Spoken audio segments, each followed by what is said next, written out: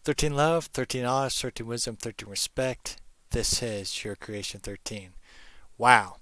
So I was planning and still am going to be talking about Cain, and I had an interesting idea last night about kind of the presence of Cain, the exile of Cain, and kind of how Cain made his own tribe.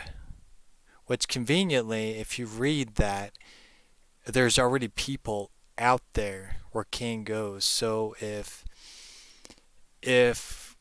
Adam and Eve created the first humans, Cain and Abel, how is Cain going to a different tribe? That would mean that they already exist. That's a whole different subject. So something to kind of read about if you want to go revisit Genesis. Read that. It's really interesting. But my theory was with Cain was like, I was like, maybe Cain is the spirits and entities that dwell within the ethers. And it would make sense with the outcasting part because you're casting out, right? You're casting out spirits on the land. So therefore, Cain would be the spirits that are of the land, right? And here's where it gets interesting. We're just going to jump right into it. So let me switch my screen here.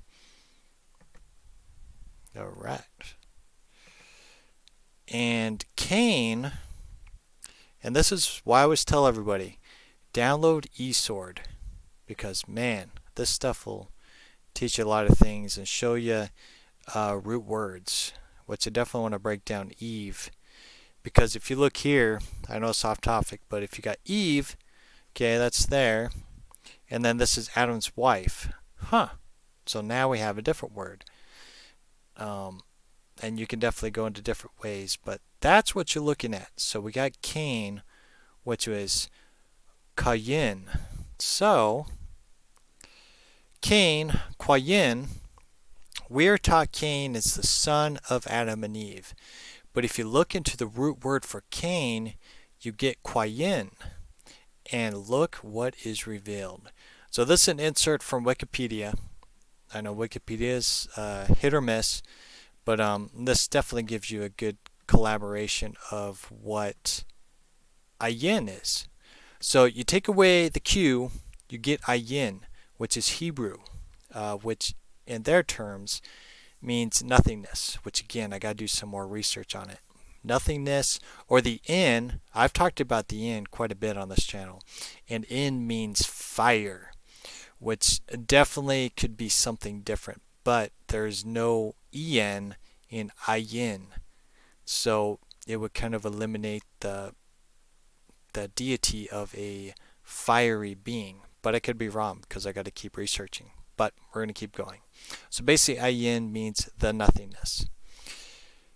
Is an important concept in Kabbalah and Asa, whatever that word is, philosophy. It is contrasted with the term yesh. For Hebrew, let there is /r or exist. According to the Kabbalistic teachings, before the universe was created, there was only ayin. And the first manifest Sephirah, which I always think of Sephiroth from Final Fantasy, which is interesting because I'm playing that right now, which means divine emanation. Emanation, something like that. Chakma, wisdom, comes into being out of ayin, which is interesting because we also got Sophia, which is the earth or wisdom as well. In this context, the Sephirah Keter, the divine will, is intermediary between the divine infinity and wisdom. Because Keter is a supreme revelation of the infinite light transcending the manifest Sephirah, it is sometimes excluded from them.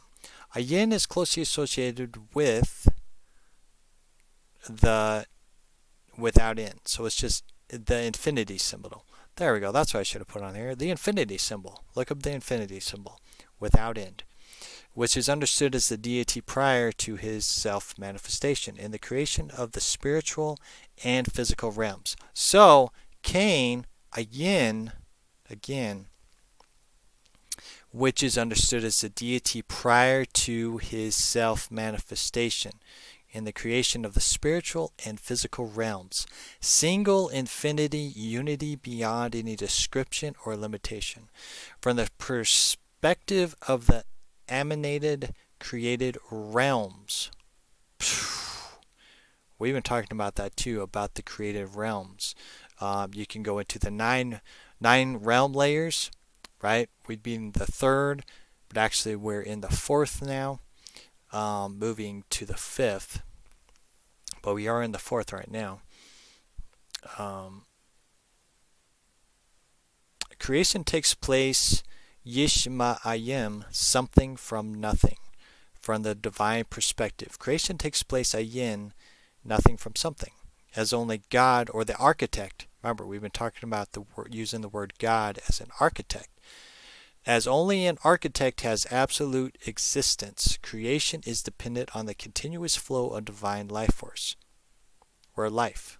We're the life force. We're the battery that creates life, without which it would revert to nothingness. Since the 13th century, ayin has been one of the most important words used in the Kabbalistic, or just in your Bible, right? It's right there. The symbolism associated with the word ayin was gracefully emphasized by blah, blah, blah. So yeah, so I found this rather interesting, that ayin, Cain, means something totally different. It's in Hebrew, which blows my mind because the Old Testament is in Hebrew. So why would they cover up the word ayin with kwayin, right? It gets quite interesting. And we go into the symbolism of ayin right here, which to me looks like two flames. Or some people were putting two eyes. But either way, it's a very interesting concept. But we go here, we can view nothingness as darkness, or the true term dark matter. Dark matter is the glue that holds all of creation together. Does this mean Cain is dark matter? And then of course I put on here, more research will continue. But that's what we have to look at, because if you do some really deep research on dark matter, or just watch a simple video, there's simple presentations on dark matter in general. It is the glue that holds everything together, right? Same with darkness. That's the true nature of this reality, is the darkness, right? Which gets into a whole different thing that I was made known of, and looking at the word evening, right?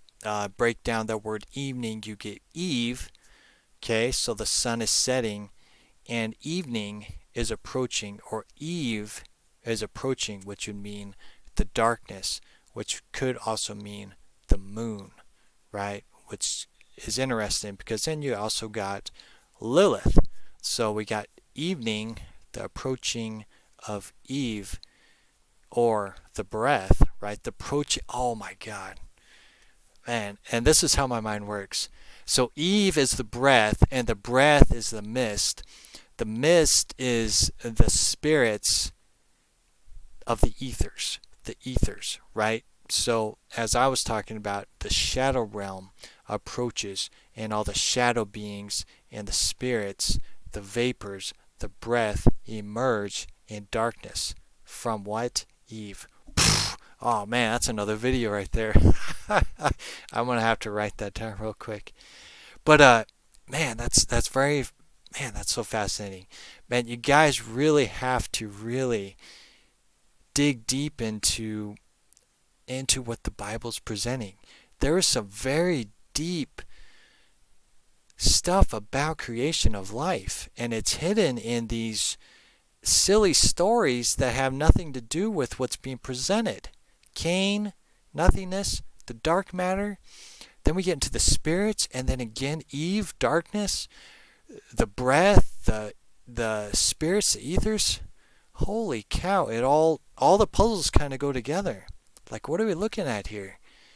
Blew my mind. So yeah, so Ayin. So do some research, Ayin and dark matter, and be blown away. Download eSword. That'll blow you away right there. Just looking up root words as well. So yeah, so we'll go ahead and end that. So I just want to share that because that was very fascinating, and you keep learning as you go. That's the fun thing as well. So we'll go ahead and end it on that. So love yourself, keep shining bright. I'll talk to you all later.